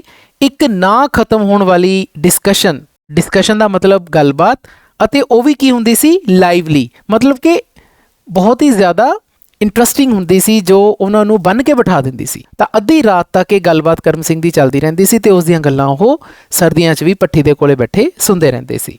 ਇਨ ਹਿਜ਼ ਰੈਜੀਮੈਂਟ ਕਰਮ ਸਿੰਘ ਵਾਜ਼ ਫੇਮਸ ਐਜ਼ ਕ੍ਰੈਕ ਸ਼ਾਟ। ਇਹ ਲਾਈਨ ਬੜੀ ਇੰਪੋਰਟੈਂਟ ਹੈ ਬੱਚਿਓ, ਇਹ ਲਾਈਨ ਆਪਾਂ ਵੱਡੇ ਕੁਐਸਚਨ 'ਚ ਵੀ ਲਿਖਾਂਗੇ ਕਰਮ ਸਿੰਘ ਦੇ ਕਰੈਕਟਰ ਸਕੈਚ ਨੂੰ ਐਕਸਪਲੇਨ ਕਰਦੇ ਹੋਏ। ਆਪਣੀ ਫੌਜ ਦੀ ਟੁਕੜੀ ਦੇ ਵਿੱਚ ਕਰਮ ਸਿੰਘ ਬਹੁਤ ਹੀ ਮਸ਼ਹੂਰ ਕ੍ਰੈਕ ਸ਼ਾਟ ਸੀ। ਨਾਓ ਕ੍ਰੈਕ ਸ਼ਾਟ ਦਾ ਮਤਲਬ ਤੁਹਾਡੀ ਗਲੋਸਰੀ ਦੇ ਵਿੱਚ ਲਿਖਿਆ ਹੋਇਆ ਹੈ, one who never misses aim. ਇੱਕ ਅਜਿਹਾ ਇਨਸਾਨ ਜੋ ਆਪਣਾ ਨਿਸ਼ਾਨਾ ਕਦੇ ਨਹੀਂ ਖੁੰਝਦਾ, ਮਤਲਬ ਕਿ ਉਸਦਾ ਨਿਸ਼ਾਨਾ ਹਮੇਸ਼ਾ ਜਾ ਕੇ ਫਿੱਟ ਬੈਠਦਾ ਹੈ, ਤਾਂ ਅਸੀਂ ਉਸ ਨੂੰ ਕ੍ਰੈਕ ਸ਼ਾਟ ਕਹਿੰਦੇ ਹਾਂ। ਬਹੁਤ ਹੀ ਵਧੀਆ ਨਿਸ਼ਾਨੇਬਾਜ਼, ਪੰਜਾਬੀ 'ਚ ਆਪਾਂ ਇਸ ਨੂੰ ਐਵੇਂ ਕਹਾਂਗੇ ਕਿ ਉਹ ਬਹੁਤ ਹੀ ਵਧੀਆ ਨਿਸ਼ਾਨੇਬਾਜ਼ ਸੀ ਅਤੇ famous C. In rifle shooting competitions, his bullets tore the middle of the target with such precision that it appeared as if it had been needled through by hand. ਹੁਣ ਜਦੋਂ ਫੌਜ ਦੇ ਵਿੱਚ ਰਾਈਫਲ ਸ਼ੂਟਿੰਗ ਹੁੰਦੀ ਸੀ, competitions ਹੁੰਦੇ ਸੀਗੇ, ਮੁਕਾਬਲੇ ਹੁੰਦੇ ਸੀ ਰਾਈਫਲਸ ਮੁਕਾਬਲੇ, ਤਾਂ ਉਸਦੇ ਜਿਹੜੇ ਬੁਲੇਟਸ ਹੁੰਦੇ ਸੀ, ਉਸਦੇ ਜਿਹੜੇ ਰੌਂਦ ਹੁੰਦੇ ਸੀਗੇ, ਉਹ ਟਾਰਗੇਟ ਦੇ ਬਿਲਕੁਲ ਮਿਡਲ 'ਚ ਜਾ ਕੇ ਵੱਜਦੇ ਸੀ। ਇੱਥੇ ਟੋਰ ਸ਼ਬਦ ਦਾ ਮਤਲਬ ਹੈ, ਜੇ ਤੁਸੀਂ ਬੱਚਿਓ ਕਦੇ ਨਿਸ਼ਾਨੇਬਾਜ਼ੀ ਦੇਖੀ ਹੋਵੇ ਤਾਂ ਇੱਕ ਪੇਪਰ ਦਾ ਬਣਿਆ ਹੋਇਆ ਟਾਰਗੇਟ ਹੁੰਦਾ ਜਿਸ ਦੇ ਵਿੱਚ ਗੋਲ ਚੱਕਰ ਵਗੈਰਾ ਲੱਗੇ ਹੁੰਦੇ, ਬਿਲਕੁਲ ਮਿਡਲ ਦੇ ਵਿੱਚ ਆਪਾਂ ਨੇ ਉਸ ਨੂੰ ਹਿੱਟ ਕਰਨਾ ਹੁੰਦਾ। ਤਾਂ ਕਰਮ ਸਿੰਘ ਬਿਲਕੁਲ ਐਵੇਂ ਕਰਦਾ ਸੀ ਅਤੇ ਉਹ ਆਪਣੇ ਟਾਰਗੇਟ ਇੰਨੀ ਪ੍ਰਸੀਜ਼ਨ ਦੇ ਨਾਲ ਲਗਾਉਂਦਾ ਸੀ ਨਾ। ਇੱਥੇ ਪ੍ਰਸੀਜ਼ਨ ਦਾ ਮਤਲਬ ਤੁਹਾਡੀ ਗਲੋਸਰੀ 'ਚ ਲਿਖਿਆ ਹੋਇਆ ਹੈ, the quality of being perfect and accurate, ਮਤਲਬ ਪੂਰੀ ਐਕੂਰੇਸੀ ਦੇ ਨਾਲ, ਪੂਰਾ ਬਿਲਕੁਲ ਠੀਕ ਨਿਸ਼ਾਨਾ, ਜਿਹਨੂੰ ਆਪਾਂ ਬੁਲਜ਼ ਆਏ ਕਹਿੰਦੇ ਹਾਂ। ਤਾਂ ਇਸ ਤਰੀਕੇ ਦੇ ਨਾਲ ਉਹ ਨਿਸ਼ਾਨੇ ਲਗਾਉਂਦਾ ਸੀ ਅਤੇ ਐਵੇਂ ਲੱਗਦੇ ਸੀ ਨਿਸ਼ਾਨੇ ਜਿਵੇਂ ਕਿ ਹੱਥ ਦੇ ਨਾਲ ਨੀਡਲ ਉਹਦੇ ਵਿੱਚੋਂ ਦੀ, ਨੀਡਲ ਦਾ ਮਤਲਬ ਇੱਥੇ ਸੂਈ ਨੂੰ ਕਿਹਾ ਗਿਆ ਕਿ ਹੱਥ ਦੇ ਨਾਲ ਸੂਈ ਉਸ ਪੇਪਰ ਦੇ ਵਿੱਚੋਂ ਲੰਘਾਈ ਗਈ ਹੋਵੇ। ਇੱਥੇ ਬੱਚਿਓ ਥਾਟ ਸ਼ਬਦ ਪਾਇਆ ਜੋ ਕਿ ਮੇਰੇ ਹਿਸਾਬ ਨਾਲ ਇਹ ਮਿਸਪ੍ਰਿੰਟ ਹੋਇਆ ਹੈ, ਇਹਦੀ ਥਾਂ ਤੇ ਥਰੂ ਆਉਣਾ ਚਾਹੀਦਾ ਹੈ। ਇਹ ਪੂਰੀ ਲਾਈਨ ਦਾ ਮਤਲਬ ਇਹ ਹੈ ਕਿ ਉਸਦੇ ਨਿਸ਼ਾਨੇ ਬੜੇ ਪੱਕੇ ਸੀ। ਨਿਸ਼ਾਨੇ ਇਸ ਤਰ੍ਹਾਂ ਬਿੰਨ ਕੇ ਲਾਉਂਦਾ ਸੀਗਾ ਆਪਣੀ ਬੁਲੇਟ ਦੇ ਨਾਲ, ਜਿਵੇਂ ਇਹ ਲੱਗਦਾ ਸੀਗਾ ਕਿ ਕਿਸੇ ਨੇ ਹੱਥ ਦੇ ਨਾਲ ਇੱਕ ਸੂਈ ਲੈ ਕੇ ਉਹਦੇ ਵਿੱਚ ਛੇਕ ਕੀਤਾ ਹੋਵੇ ਪੇਪਰ ਦੇ ਬਿਲਕੁਲ ਮਿਡਲ ਦੇ ਵਿੱਚ।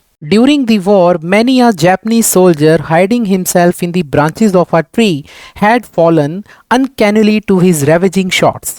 ਤਾਂ ਬੱਚਿਓ ਇਸ ਲਾਈਨ ਦੇ ਵਿੱਚ ਨਾ ਬਰਮਾ ਵਾਰ ਦਾ ਜ਼ਿਕਰ ਹੋਇਆ ਜਿਹੜੀ ਕਿ 1944 ਈਸਵੀ ਦੇ ਵਿੱਚ ਹੋਈ ਸੀ। ਤਾਂ ਇਹ ਬਰਮਾ ਵਾਰ ਦੇ ਵਿੱਚ ਇੱਕ ਪਾਸੇ ਸਾਡੇ ਭਾਰਤ ਦੀ ਫੌਜ ਸੀ, ਉਸ ਸਮੇਂ ਸਾਡੇ ਭਾਰਤ ਤੇ ਅੰਗਰੇਜ਼ਾਂ ਦਾ ਰਾਜ ਸੀ, ਅਤੇ ਦੂਜੇ ਪਾਸੇ ਜਾਪਾਨੀ ਸੀ। ਤਾਂ ਇਸ ਵਾਰ ਦੇ ਦੌਰਾਨ ਬਹੁਤ ਸਾਰੇ ਜਾਪਾਨੀ ਸਿਪਾਹੀਆਂ ਨੇ ਆਪਣੇ ਆਪ ਨੂੰ ਛਿਪਾਇਆ ਹੋਇਆ ਸੀ। ਹਾਈਡ ਦਾ ਮਤਲਬ ਹੁੰਦਾ ਬੱਚਿਓ ਛਿਪਾਉਣਾ। ਕਿੱਥੇ? ਕਿਸੇ ਟਰੀ ਦੀਆਂ ਬ੍ਰਾਂਚਿਸ ਦੇ ਵਿੱਚ, ਕਿਸੇ ਦਰਖਤ ਦੀਆਂ ਸ਼ਾਖਾਵਾਂ ਦੇ ਪੱਤਿਆਂ ਦੇ ਵਿੱਚ ਉਹਨਾਂ ਨੇ ਆਪਣੇ ਆਪ ਨੂੰ ਛੁਪਾਇਆ ਹੋਇਆ ਸੀ ਅਤੇ ਉਹ ਅਨਕੈਨਲੀ ਸ਼ਿਕਾਰ ਬਣੇ। ਅਨਕੈਨਲੀ ਸ਼ਬਦ ਤੁਹਾਡੀ ਗਲੋਸਰੀ 'ਚ ਲਿਖਿਆ ਹੋਇਆ ਹੈ ਇਨ ਅ ਸਟ੍ਰੇਂਜ ਮੈਨਰ, ਕਿ ਬਹੁਤ ਹੀ ਅਜੀਬ ਤਰੀਕੇ ਨਾਲ, ਅਜੀਬ ਜਿਹੇ ਢੰਗ ਦੇ ਨਾਲ ਉਹ ਸ਼ਿਕਾਰ ਬਣੇ। ਕਿਹਦਾ ਸ਼ਿਕਾਰ ਬਣੇ? To his ravaging shots. ਇੱਥੇ ਹਿਜ਼ ਫੇਰ ਕਰਮ ਸਿੰਘ ਨੂੰ ਕਿਹਾ ਗਿਆ ਹੈ। ਰੈਵੇਜਿੰਗ ਦਾ ਮਤਲਬ ਹੁੰਦਾ ਬੱਚਿਓ ਤਬਾਹੀ, ਤਬਾਹੀ ਵਾਲੇ ਸ਼ਾਟਸ ਦਾ ਸ਼ਿਕਾਰ ਬਣੇ। ਮਤਲਬ ਕਿ ਇੰਨੇ ਬਿੰਨ ਕੇ ਨਿਸ਼ਾਨੇ ਕਰਮ ਸਿੰਘ ਨੇ ਜਾਪਾਨੀਆਂ ਦੇ ਉੱਪਰ ਲਗਾਏ ਕਿ ਜਿਹੜੇ ਦਰਖਤਾਂ ਦੇ ਉੱਪਰ ਚੜ੍ਹੇ ਬੈਠੇ ਜਾਪਾਨੀ ਸਿਪਾਹੀ ਸੀ ਜਿਨ੍ਹਾਂ ਨੇ ਆਪਣੇ ਆਪ ਨੂੰ ਪੱਤਿਆਂ ਦੇ ਵਿੱਚ ਲੁਕੋਇਆ ਹੋਇਆ ਸੀ, ਉਹ ਵੀ ਉਸਦੇ ਨਿਸ਼ਾਨਿਆਂ ਤੋਂ ਬਚ ਨਹੀਂ ਸਕੇ ਅਤੇ ਉਹ ਬੜੇ ਹੀ ਅਜੀਬ ਜਿਹੇ ਢੰਗ ਨਾਲ ਦਰਖਤਾਂ ਤੋਂ ਗਿਰੇ। Thus he paid off the scores for his comrades killed by Japanese bullets and assuaged his regiment's lacerated heart. ਇਸ ਤਰੀਕੇ ਨਾਲ ਉਸਨੇ ਪੇ ਆਫ ਕੀਤਾ। ਨਾ ਪੇ ਆਫ ਦਾ ਮਤਲਬ ਹੁੰਦਾ ਬੱਚਿਓ ਕੋਈ ਕਰਜ਼ਾ ਉਤਾਰਨਾ। ਤਾਂ ਉਸਨੇ ਕਰਜ਼ਾ ਉਤਾਰਿਆ। ਕਿਵੇਂ? ਆਪਣੇ ਉਹਨਾਂ ਸਾਥੀਆਂ ਦਾ ਕਰਜ਼ਾ ਉਤਾਰਿਆ ਜਿਨ੍ਹਾਂ ਦੀ ਕਿ ਡੈਥ ਜਾਪਾਨੀਆਂ ਦੇ ਬੁਲੇਟਸ ਨਾਲ ਹੋਈ ਸੀ, ਮਤਲਬ ਕਿ ਉਹ ਉਹਨਾਂ ਦੀਆਂ ਗੋਲੀਆਂ ਦੇ ਸ਼ਿਕਾਰ ਹੋਏ ਸੀ। ਅਤੇ ਇਸ ਤਰੀਕੇ ਦੇ ਨਾਲ ਕਰਮ ਸਿੰਘ ਦੇ ਨਿਸ਼ਾਨਿਆਂ ਨੇ ਜਦੋਂ ਜਾਪਾਨੀਆਂ ਨੂੰ ਮਾਰਿਆ ਤਾਂ ਇਸ ਤਰ੍ਹਾਂ ਉਸਨੇ ਅਸਵੇਜ ਕੀਤਾ। ਅਸਵੇਜ ਦਾ ਮਤਲਬ ਤੁਹਾਡੀ ਗਲੋਸਰੀ 'ਚ ਲਿਖਿਆ ਹੋਇਆ ਹੈ to make an unpleasant feeling less severe, ਮਤਲਬ ਕਿ ਜਦੋਂ ਸਪੋਜ਼ ਕਰੋ ਕਿ ਕੋਈ ਬਹੁਤ ਹੀ ਦੁਖਦਾਈ ਘਟਨਾ ਕਿਸੇ ਨਾਲ ਵਾਪਰੀ ਹੋਵੇ ਅਤੇ ਫਿਰ ਕੁਝ ਅਜਿਹੀ ਗੱਲ ਹੋ ਜਾਏ ਜਿਸ ਨਾਲ ਸਾਡਾ ਦੁੱਖ ਘਟ ਜੇ ਤਾਂ ਉਸ ਨੂੰ ਅਸੀਂ ਅਸਵੇਜ ਕਰਨਾ ਕਹਿੰਦੇ ਹਾਂ। ਤਾਂ ਇਸ ਤਰੀਕੇ ਦੇ ਨਾਲ ਉਸਦੀ ਫੌਜ ਦੀ ਟੁਕੜੀ ਦੇ ਫੌਜੀਆਂ ਦੇ ਜਿਹੜੇ ਲੈਸੀਰੇਟਿਡ ਹਾਰਟ ਸੀਗੇ, ਲੈਸੀਰੇਟਿਡ ਸ਼ਬਦ ਵੀ ਤੁਹਾਡੇ ਗਲੋਸਰੀ ਦੇ ਵਿੱਚ ਲਿਖਿਆ ਹੋਇਆ ਹੈ ਟੌਨ, ਮਤਲਬ ਕਿ ਜਦੋਂ ਦਿਲ ਬਹੁਤ ਜ਼ਿਆਦਾ ਦੁਖੀ ਹੋਵੇ ਬੱਚਿਓ ਤਾਂ ਉਸ ਨੂੰ ਅਸੀਂ ਆਪਾਂ ਕਹਿੰਦੇ ਹਾਂ ਲੈਸੀਰੇਟਿਡ ਹਾਰਟ, ਕਿਉਂਕਿ ਭਾਰਤੀ ਫੌਜੀਆਂ ਦੀ ਵੀ ਜਾਪਾਨੀ ਫੌਜੀਆਂ ਦੀਆਂ ਗੋਲੀਆਂ ਦੇ ਨਾਲ ਡੈਥ ਹੋਈ ਸੀ। ਤਾਂ ਜਦੋਂ ਫਿਰ ਕਰਮ ਸਿੰਘ ਦੇ ਨਿਸ਼ਾਨੀਆਂ ਨੇ ਜਾਪਾਨੀਆਂ ਨੂੰ ਮਾਰਿਆ ਤਾਂ ਉਸਦੇ ਇਸ ਕਾਰਨਾਮੇ ਦੇ ਨਾਲ ਸਾਡੇ ਭਾਰਤੀ ਫੌਜੀਆਂ ਦੇ ਵੀ ਜਿਹੜੇ ਦੁਖੀ ਦਿਲ ਸੀ ਉਹਨਾਂ ਨੂੰ ਥੋੜੀ ਜਿਹੀ ਢੰਡ ਪੈਂਦੀ ਕਿ ਹਾਂ ਚਲੋ ਅਸੀਂ ਬਦਲਾ ਲੈ ਲਿਆ। Where a whole machine gun magazine failed to gain its object, Karam Singh one bullet sufficed. ਹੁਣ ਇਸ ਲਾਈਨ ਦਾ ਮਤਲਬ ਦੇਖੋ। ਇਸ ਲਾਈਨ ਦੇ ਵਿੱਚ ਕਰਮ ਸਿੰਘ ਦੇ ਨਿਸ਼ਾਨੇਬਾਜ਼ੀ ਦੀ ਤੁਲਨਾ ਮਸ਼ੀਨ ਗਨ ਨਾਲ ਕੀਤੀ ਗਈ ਹੈ। ਕਹਿੰਦੇ ਜਦੋਂ ਇੱਕ ਪੂਰੀ ਮਸ਼ੀਨ ਗਨ, ਤੁਹਾਨੂੰ ਪਤਾ ਬੱਚਿਓ ਮਸ਼ੀਨ ਗਨ ਕਾਫੀ ਗੋਲੀਆਂ ਚਲਾਉਂਦੀ ਹੈ, ਕਾਫੀ ਜ਼ਿਆਦਾ ਨੁਕਸਾਨ ਕਰਦੀ ਹੈ। ਕਈ ਵਾਰੀ ਮਸ਼ੀਨ ਗਨ ਦੀਆਂ ਗੋਲੀਆਂ ਨਿਸ਼ਾਨੇ 'ਤੇ ਨਹੀਂ ਲੱਗਦੀਆਂ। ਤਾਂ ਇੱਥੇ ਉਹੀ ਕਿਹਾ ਹੋਇਆ ਹੈ ਕਿ ਜਦੋਂ ਇੱਕ ਪੂਰੀ ਮਸ਼ੀਨ ਗਨ ਫੇਲ ਹੋ ਜਾਂਦੀ ਹੈ ਆਪਣੇ ਆਬਜੈਕਟ ਨੂੰ ਪ੍ਰਾਪਤ ਕਰਨ ਦੇ ਲਈ, ਆਬਜੈਕਟ ਇੱਥੇ ਕੌਣ ਸੀ? ਜਾਪਾਨੀ ਫੌਜੀ। ਕਿ ਜਦੋਂ ਪੂਰੀ ਮਸ਼ੀਨ ਗਨ ਦੀਆਂ ਗੋਲੀਆਂ ਚੱਲਦੀਆਂ ਸੀ ਭਾਰਤੀ ਫੌਜੀਆਂ ਵੱਲੋਂ ਤਾਂ ਜਾਪਾਨੀਆਂ ਤੇ ਉਹ ਨਹੀਂ ਸੀ ਲੱਗਦੀਆਂ, ਫਿਰ ਕਿਹਦੀਆਂ ਗੋਲੀਆਂ ਲੱਗਦੀਆਂ ਸੀ? ਕਰਮ ਸਿੰਘ ਦਾ ਇੱਕ ਬੁਲੇਟ ਹੀ ਕਾਫੀ ਹੁੰਦਾ ਸੀਗਾ ਕਿਸੇ ਜਾਪਾਨੀ ਫੌਜੀ ਨੂੰ ਮਾਰਨ ਦੇ ਲਈ। Although his limbs had now lost the suppleness of youth, his feats in the gymnasium still left people wondering.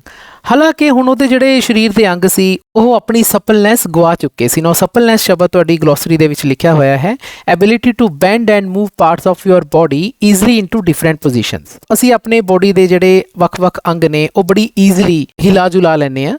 ਜਦੋਂ ਬੰਦਾ ਬੱਚੇ ਯੰਗ ਹੁੰਦਾ ਤਾਂ ਬੜੀ ਤੇਜ਼ੀ ਨਾਲ ਉਹ ਮੂਵ ਕਰਦਾ, ਕਦੇ ਇੱਧਰ ਕਦੇ ਉੱਧਰ, ਲੇਕਿਨ ਜਿਵੇਂ ਹੀ ਉਸ ਇਨਸਾਨ ਦੀ ਏਜ ਹੋ ਜਾਂਦੀ ਹੈ, ਜ਼ਿਆਦਾ ਬਜ਼ੁਰਗ ਹੁੰਦਾ ਜਾਂਦਾ ਹੈ, ਤਾਂ ਉਸ ਦੀ ਜਿਹੜੀ ਮੂਵਮੈਂਟ ਹੈ ਬੋਡੀ ਦੀ ਉਹ ਘਟਦੀ ਰਹਿੰਦੀ ਹੈ। ਤੇ ਇੱਥੇ ਇਹੀ ਗੱਲ ਕਹੀ ਗਈ ਹੈ, ਕਰਮ ਸਿੰਘ ਦੀ ਉਮਰ ਉਸ ਦੇ ਉੱਪਰ ਅਸਰ ਪਾ ਰਹੀ ਸੀ, ਜਿਸ ਕਰਕੇ ਉਸ ਦੇ ਸਰੀਰ ਦੇ ਅੰਗ ਉਸ ਤਰ੍ਹਾਂ ਦੀ ਹਰਕਤ 'ਚ ਨਹੀਂ ਸੀ ਰਹੇ ਜਿਵੇਂ ਕਿ ਉਹ ਜਵਾਨੀ ਵੇਲੇ ਹੁੰਦੇ ਸੀ। ਲੇਕਿਨ ਫਿਰ ਵੀ ਉਹਨੇ ਜਿਹੜੇ ਕੰਮ ਕੀਤੇ ਸੀ, ਫੀਟ ਦਾ ਮਤਲਬ ਕਾਰਨਾਮੇ ਕੀਤੇ ਸੀ, ਜਿਮਨੇਜ਼ੀਅਮ ਦੇ ਵਿੱਚ ਜਿਮ ਵੀ ਲਗਾਉਂਦਾ ਸੀ ਨਾ ਉਹ, ਤਾਂ ਜਦੋਂ ਜਿਮਨੇਜ਼ੀਅਮ ਦੇ ਵਿੱਚ ਉਹ ਕਸਰਤਾਂ ਵਗੈਰਾ ਕਰਦਾ ਸੀ ਤਾਂ ਉਸ ਦੇ ਨਾਲ ਜਿਹੜੇ ਲੋਕ ਸੀ, ਪਿੰਡ ਦੇ ਲੋਕ, ਉਹ ਬਹੁਤ ਹੀ ਹੈਰਾਨ ਹੋ ਜਾਂਦੇ ਸੀ ਕਿ ਇਸ ਉਮਰ ਦੇ ਵਿੱਚ ਵੀ ਦੇਖੋ ਇਹ ਇਸ ਤਰ੍ਹਾਂ ਦੇ ਕੰਮ ਕਰ ਪਾਉਂਦਾ ਹੈ। ਤਾਂ ਬੱਚਿਓ, ਇਹ ਪੂਰਾ ਪੈਰਾ ਕਰਮ ਸਿੰਘ ਦੇ ਕਰੈਕਟਰ ਸਕੈਚ ਬਾਰੇ ਸਾਨੂੰ ਜਾਣਕਾਰੀ ਦਿੰਦਾ ਹੈ। ਤਾਂ ਜਿਵੇਂ ਕਿ ਮੈਂ ਤੁਹਾਨੂੰ ਪਹਿਲਾਂ ਵੀ ਕਿਹਾ ਸੀ ਕਿ ਜਦੋਂ ਅਸੀਂ ਲੌਂਗ answer type question Karam Singh ਦੇ ਬਾਰੇ, ਉਸ ਦੇ ਕਰੈਕਟਰ ਸਕੈਚ ਦੇ ਬਾਰੇ ਲਿਖਾਂਗੇ ਤਾਂ ਇਸ ਦੇ ਵਿੱਚ ਅਸੀਂ ਕਈ ਸਾਰੀਆਂ ਲਾਈਨਸ ਲੈ ਕੇ ਉਸ ਆਨਸਰ ਦੇ ਵਿੱਚ ਇਨਕਲੂਡ ਕਰਾਂਗੇ। During the war days, gymnastics and many other things had of course been suspended.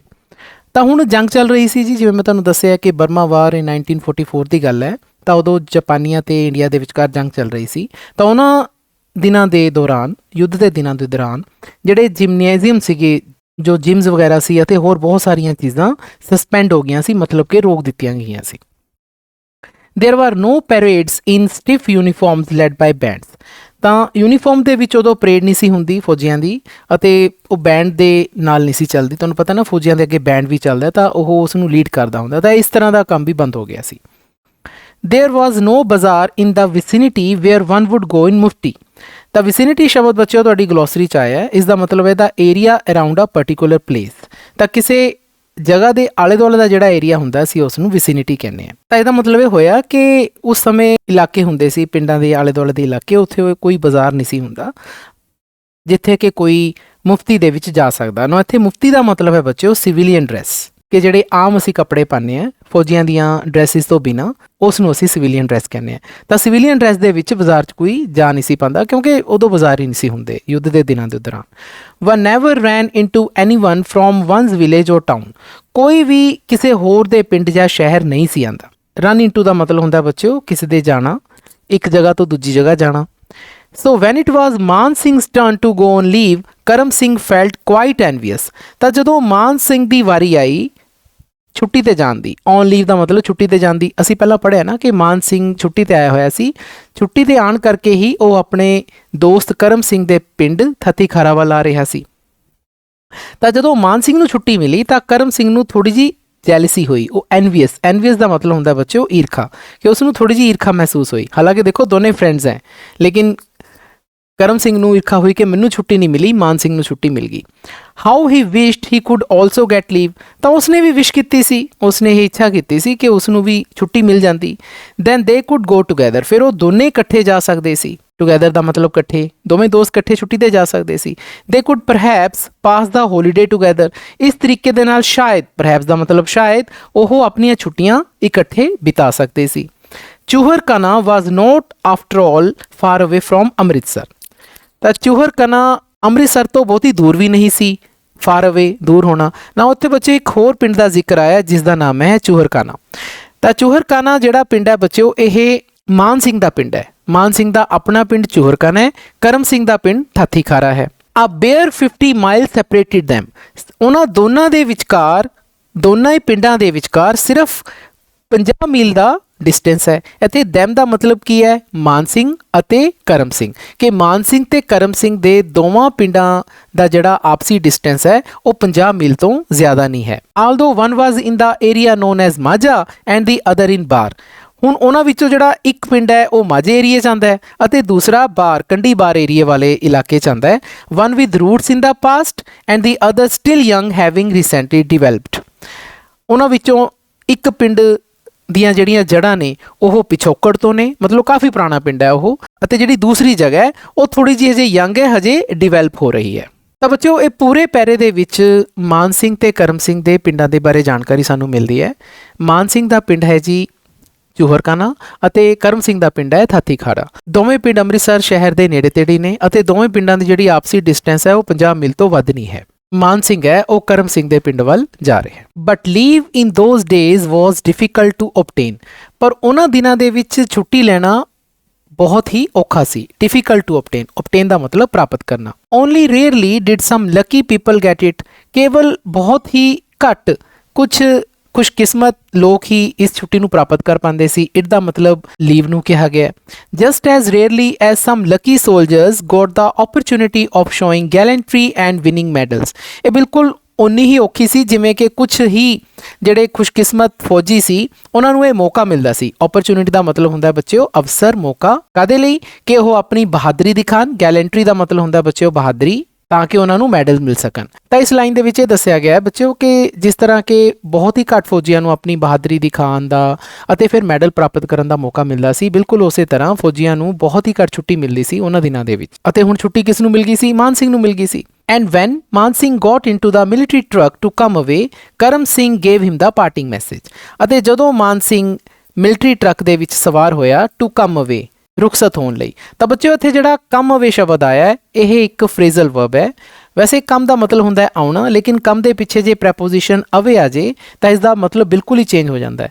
ਇਸ ਦਾ ਮਤਲਬ ਹੁੰਦਾ ਹੈ ਕਿਸੇ ਤੋਂ ਰੁਖਸਤ ਲੈਣਾ, ਕਿਸੇ ਤੋਂ ਦੂਰ ਜਾਣਾ। ਤਾਂ ਬੱਚਿਓ ਮੈਂ ਤੁਹਾਨੂੰ ਕਈ ਵਾਰੀ ਦੱਸਿਆ ਹੈ ਚੈਪਟਰਸ ਦੀ ਐਕਸਪਲੇਨੇਸ਼ਨ ਕਰਦੇ ਹੋਏ ਬਹੁਤ ਸਾਰੀਆਂ ਫਰੇਜ਼ਲ ਵਰਬਸ ਆਉਂਦੀਆਂ ਨੇ, ਤਾਂ ਮੈਂ ਹਮੇਸ਼ਾ ਤੁਹਾਨੂੰ ਇਹ ਅਪੀਲ ਕਰਦਾ ਹੁੰਦਾ ਕਿ ਫਰੇਜ਼ਲ ਵਰਬਸ ਦੇ ਬਾਰੇ ਤੁਸੀਂ ਪੂਰੀ ਜਾਣਕਾਰੀ ਲਿਆ ਕਰੋ, ਬਿਕੋਜ਼ ਇਹ ਵੀ ਤੁਹਾਡੀ ਵੋਕੈਬਲਰੀ ਦਾ ਪਾਰਟਸ ਹੈ। ਕਮ ਦਾ ਮਤਲਬ ਵੈਸੇ ਆਉਣਾ ਹੁੰਦਾ ਹੈ, ਲੇਕਿਨ ਜਦੋਂ ਇਸ ਦੇ ਪਿੱਛੇ ਪ੍ਰੈਪੋਜੀਸ਼ਨ ਅਵੇ ਆ ਜਾਂਦੀ ਹੈ ਤਾਂ ਇਹ ਮਤਲਬ ਬਿਲਕੁਲ ਹੀ ਦੇਖੋ ਬਦਲ ਗਿਆ। ਕਮ ਅਵੇ ਦਾ ਮਤਲਬ ਹੋ ਗਿਆ ਕਿਸੇ ਤੋਂ ਅਲਵਿਦਾ ਲੈਣਾ, ਕਿਸੇ ਤੋਂ ਰੁਖਸਤ ਲੈਣਾ। ਤਾਂ ਜਦੋਂ ਹੁਣ ਮਾਨ ਸਿੰਘ ਜਾਣ ਲੱਗਿਆ, ਕਰਮ ਸਿੰਘ ਨੇ ਉਸ ਨੂੰ ਆਪਣਾ ਇੱਕ ਅਲਵਿਦਾ ਦਾ ਮੈਸੇਜ ਦਿੱਤਾ। ਪਾਰਟਿੰਗ ਮੈਸੇਜ ਦਾ ਮਤਲਬ ਉਸ ਨੂੰ ਜਾਣ ਲੱਗੇ ਕੁਝ ਸ਼ਬਦ ਕਹੇ। ਹੁਣ ਇਹ ਜਿਹੜੇ ਸ਼ਬਦ ਕਹੇ ਨੇ ਇਹ ਸਾਰੇ ਸ਼ਬਦ ਬੱਚਿਓ ਅਗਲੇ ਪੈਰੇ 'ਚ ਆ ਰਹੇ ਨੇ। ਦੇਖੋ ਇਹ ਡਬਲ ਕੋਟਸ ਤੋਂ ਸਟਾਰਟ ਹੋ ਰਹੇ ਨੇ, ਡਬਲ ਕੋਟਸ ਨਾਲ ਐਂਡ ਹੋ ਰਹੇ ਨੇ, ਬਿਕੋਜ਼ ਇਹੀ ਸਾਰੇ words as it is Karam Singh ਨੇ ਮਾਨ ਸਿੰਘ ਨੂੰ ਉਸਦੇ ਜਾਣ ਵੇਲੇ ਕਹੇ ਸੀ। You must go to my village, ਤੈਨੂੰ ਮੇਰੇ ਪਿੰਡ ਜਾਣਾ ਚਾਹੀਦਾ ਹੈ। And see my people before you return, ਅਤੇ ਤੇਰੇ ਆਉਣ ਤੋਂ ਪਹਿਲਾਂ ਮੇਰੇ ਪਿੰਡ ਦੇ ਲੋਕਾਂ ਨੂੰ ਮਿਲਣਾ ਚਾਹੀਦਾ ਹੈ। ਇੱਥੇ ਸੀ ਦਾ ਮਤਲਬ ਮਿਲਣ ਤੋਂ ਹੈ।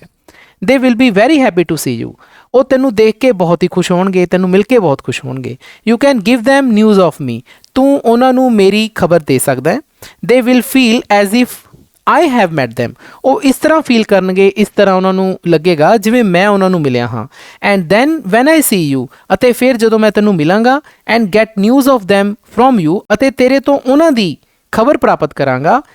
It would be so much like seeing them personally, ਇਹ ਬਿਲਕੁਲ ਮੇਰੇ ਲਈ ਉਵੇਂ ਹੋਵੇਗਾ ਜਿਵੇਂ ਕਿ ਮੈਂ ਉਹਨਾਂ ਨੂੰ ਪਰਸਨਲੀ ਮਿਲਿਆ ਹੋਵਾਂ, ਆਪ ਮਿਲਿਆ ਹੋਵਾਂ। ਤਾਂ ਬੱਚਿਓ ਕਰਮ ਸਿੰਘ ਮਾਨ ਸਿੰਘ ਨੂੰ ਮੈਸੇਜ ਦਿੰਦਾ ਹੈ ਕਿ ਤੂੰ ਮੇਰੇ ਪਿੰਡ ਜ਼ਰੂਰ ਜਾਈਂ ਅਤੇ ਉੱਥੇ ਜਾ ਕੇ ਮੇਰੇ ਲੋਕਾਂ ਨੂੰ ਮਿਲੀ, ਅਤੇ ਫਿਰ ਜਦੋਂ ਤੂੰ ਖਬਰਸਾਰ ਉਹਨਾਂ ਦੀ ਮੇਰੇ ਕੋਲੇ ਲੈ ਕੇ ਆਏਂਗਾ ਤਾਂ ਮੈਨੂੰ ਇੰਝ ਲੱਗੂਗਾ ਜਿਵੇਂ ਮੈਂ ਜਾ ਕੇ ਆਪਣੇ ਪਿੰਡ ਦੇ ਲੋਕਾਂ ਨੂੰ ਮਿਲਿਆ ਹੋਵਾਂ। ਤਾਂ ਇਸੇ ਕਰਕੇ ਬੱਚਿਓ ਹੁਣ ਮਾਨ ਸਿੰਘ ਹਾਥੀ ਖਾਰਾ ਵੱਲ ਜਾ ਰਿਹਾ ਹੈ, ਕਿਉਂਕਿ ਉਸਨੇ ਵਾਅਦਾ ਕੀਤਾ ਹੈ ਕਰਮ ਸਿੰਘ ਨੂੰ ਕਿ ਉਹ ਉਸਦੇ ਪਿੰਡ ਜਾ ਕੇ ਆਏਗਾ ਅਤੇ ਉੱਥੋਂ ਦੇ ਲੋਕਾਂ ਦੀ ਖਬਰਸਾਰ ਉਸ ਨੂੰ ਲਿਆ ਕੇ ਦੇਵੇਗਾ।